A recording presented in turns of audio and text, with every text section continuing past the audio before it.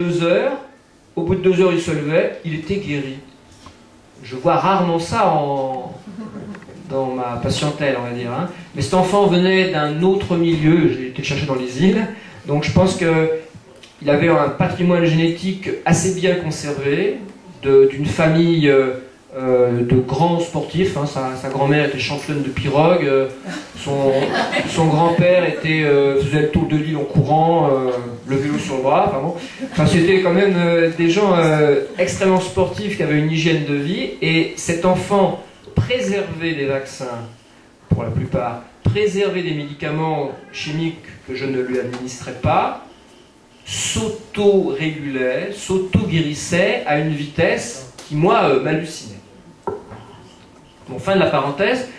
Donc le rôle Doliprane, je pense avoir répondu, hein, c'est pas le diable, mais usage parcimonieux. Moi je l'ai utilisé pour ma fille, elle s'est fracturé le fémur. Bon, bah, quand vous voyez l'enfant qui gémit, c'est pas supportable. On peut pas laisser des grosses douleurs sans intervenir. Elle a fait des otites hyperalgiques, le temps que le remède homéopathique agisse.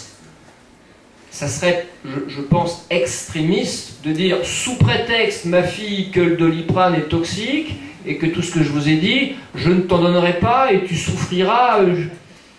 Bon, faut trouver un juste équilibre.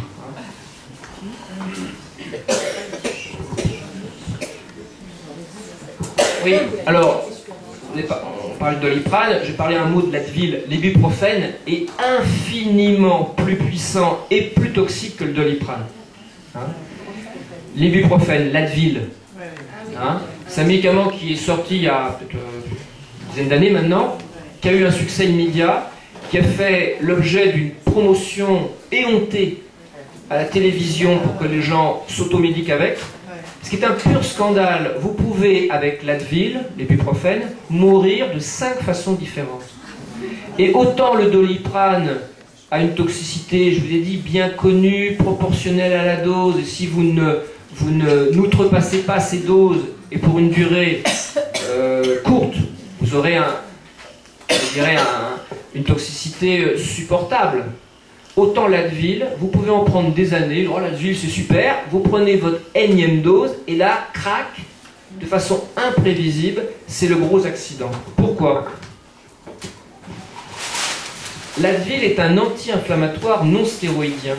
D'une façon générale, les anti-inflammatoires non stéroïdiens, dont il existe de très nombreux médicaments, hein, Advil n'est que le plus prescrit, le plus fréquent, mais il y en a beaucoup d'autres, entraînent de micro-lésions au niveau de l'intestin. C'est-à-dire que tout anti-inflammatoire, dans un premier temps, lutte contre l'inflammation et donc vous soulage de votre douleur, quelle qu'elle soit, fait disparaître la fièvre.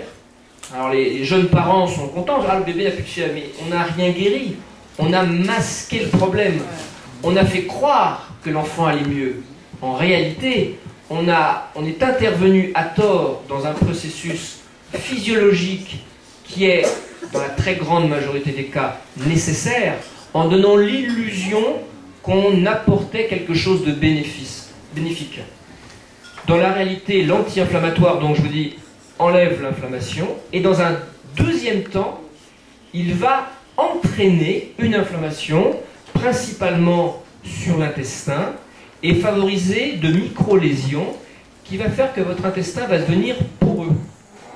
Et je dirais que le grand désordre, le plus fréquent, celui qui ouvre la porte à toutes les maladies et qu'on retrouve à notre époque quasiment partout, c'est le syndrome de l'intestin poreux, le leaky gut syndrome pour les anglo-saxons. Et ce petit dessin, je ne sais pas si tout le monde le voit, peut-être que je pourrais le monter sur l'estrade.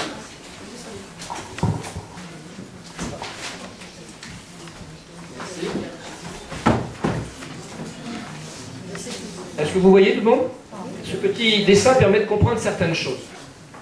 En fonction de ce que vous mangez, premier facteur, en fonction de votre flore intestinale, ferment lactique, en fonction de l'intégrité de votre paroi intestinale, les entérocytes, on va avoir passage plus ou moins important de toxines. Dans les toxines, il y a des toxiques naturels qui sont inhérents à toute alimentation et qui doivent être détruits par le foie, éliminés ensuite par les reins ou par différents moyens. Bon. Et puis, il peut y avoir des toxiques qui ne sont pas naturels, comme par exemple des médicaments chimiques, voire des poisons. Et plus la quantité de toxines sera grande, plus le foie aura un travail important à faire. Et là, plusieurs facteurs rentrent en ligne de compte. Tout d'abord, je vous l'ai dit, l'hérédité. Si vous êtes un sujet tuberculinique, vous avez dès la naissance un foie plus fragile que les autres.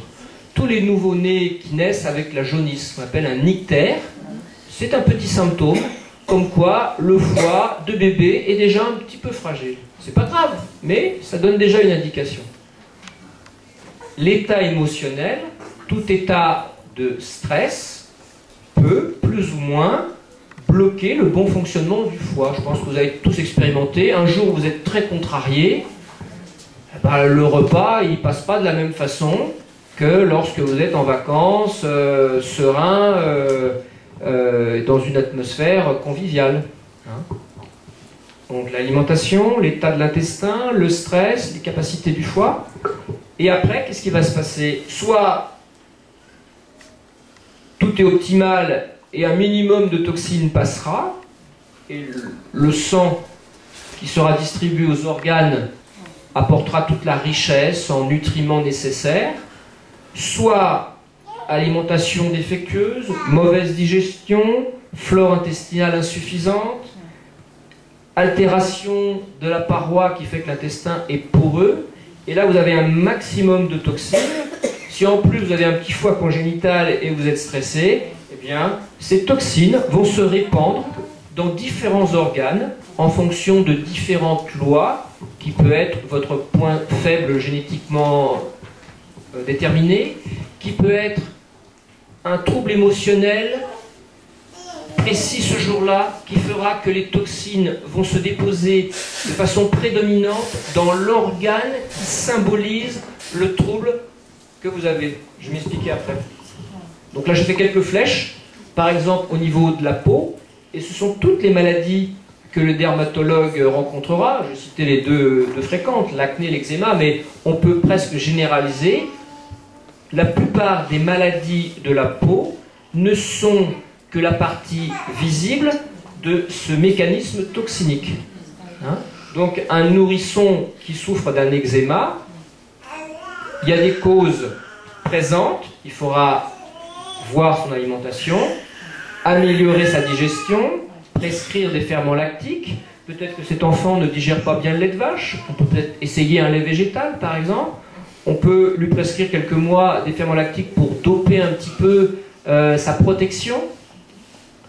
Peut-être que, je sais pas, moi je donne des exemples, il y a du stress à la maison, ou que la nourrice connaît une période difficile, enfin, voir si on peut améliorer l'ambiance autour de bébé. Hein. Et puis dans l'exemple de l'eczéma, il y a des causes qui remontent plus loin, notamment dans la psychogénéalogie. Il y a un jeu de mots pour mémoriser. Eczéma, c'est ex-aimé, c'est-à-dire que quelqu'un qui a un eczéma témoigne d'une séparation dont lui-même ou son ascendant a souffert.